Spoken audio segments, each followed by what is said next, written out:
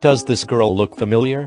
You've probably bumped into her on YouTube, but when you read LOFI HIP-HOP, you wondered, what is that? That's what we'll talk about today. The LOFI these last years has been extended more and more, there is more and more interest, more producers make songs and there are great lives on YouTube compiling songs, but how did we get here? LOFI does not have a clear origin, mainly because it mixes many production techniques, and many instruments, that are used for other genres. Low fidelity is the long way of saying LOFI, so what we know as LOFI hip-hop could be LOFI rock, or LOFI pop, is at this point when opinions are divided on its origin, and now we will see why. The LOFI is known for a bad sound, like an old radio, a bit dirty, as if played with broken instruments, and a constant white noise. But all this together gives a feeling, very relaxing, as if you had everything under control, but in the beginning the LOFI was considered unbearable noise. LOFI began to be recognized as a style of popular music in the 1990s, when it became alternately referred to as DIY music. Harmonic distortion and analog warmth are sometimes misleadingly suggested as core features of LOFI music. Its aesthetic is actually defined by the inclusion of elements normally viewed as undesirable in professional contexts, such as misplayed notes, environmental interference, or phonographic imperfections, degraded audio signals, tip hiss, and so on. The notion of bedroom musicians expanded following the rise of modern digital audio workstations, and in the late 2000s, LOFI aesthetics served as the basis of the chillwave and hypnagogic pop music genres. AllMusic writes that the genre's recordings were made cheaply and quickly, often on substandard equipment.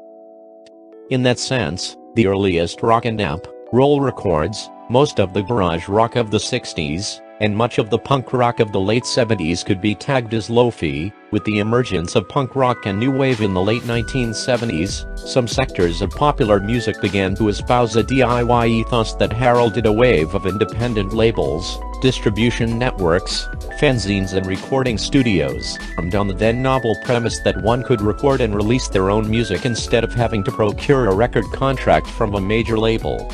Since 1968, Stevie Moore had been recording full-length albums on reel-to-reel tape in his parents' basement in Tennessee, but it was not until 1976's phonography that any of his recordings were issued on a record label.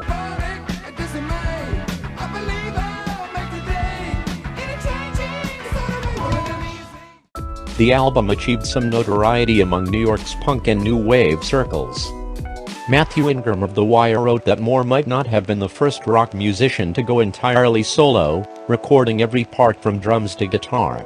However, he was the first to explicitly aestheticize the home recording process itself, making him the great-grandfather of LOFI. Asked if he supported the DIY LOFI pioneer label, Moore answered, "I agree that I am or should be recognized as a pioneer, but that's mainly just happenstance. The fact that I was doing it so long ago, before it was such a popular modus operandi.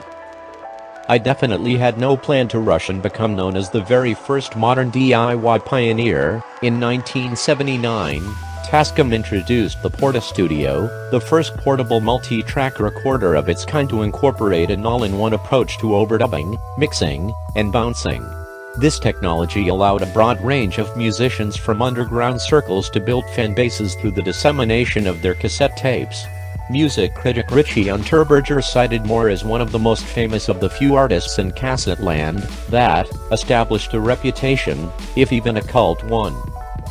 From 1979 until the early 1980s, Moore was a staff member on WFMU, hosting a weekly bedroom radio show. Berger's LOFI program followed thereafter, effectively to establish LOFI as a distinct movement associated with the spirit of punk. J.W. Farquhar's home-recorded 1973 album The Formal Female, according to critic Ned Reggett, could also be regarded as a forerunner to any number of independent LOFI artists.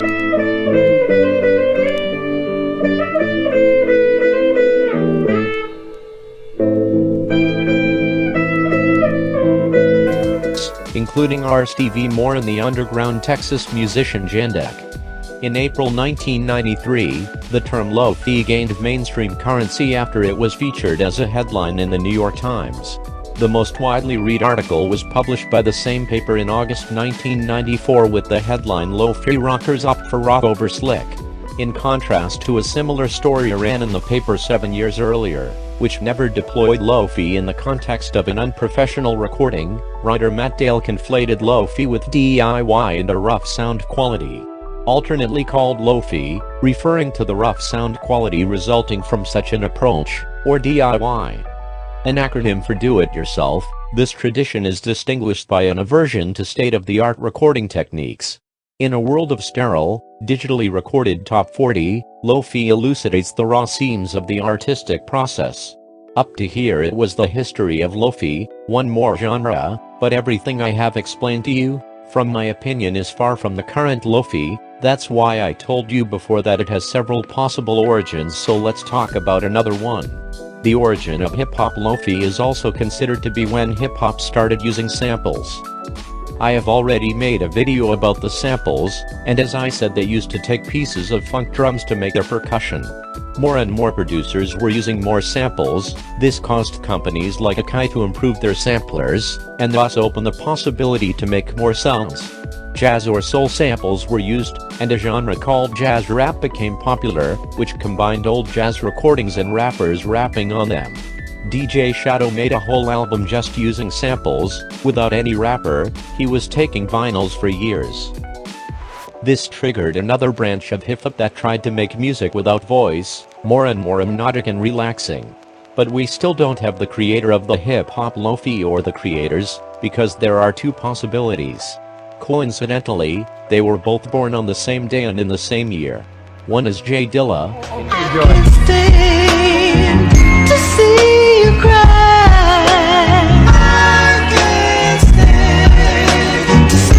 In case you don't know who he was an American music producer who emerged from the underground hip-hop scene in Detroit, Michigan, in the 1990s. And he took it upon himself to blow people away with his new method, especially the drummers. He used an LAKEY MPC. The trick was, instead of programming a percussion, he recorded himself playing it with the LAKEY.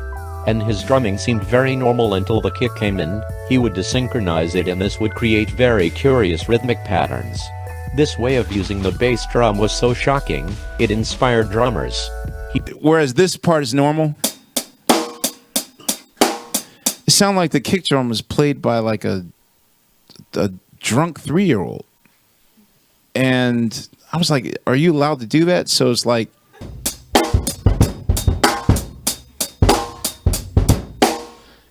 and I was like, what the hell is that? He also chose the samples very well, and after processing them he gave them his personal style that allowed you to identify very quickly a song of he. I recommend you to listen to their songs. Each one has something different, and they do not become repetitive, as it can happen now with other producers. The other one is Nujabes.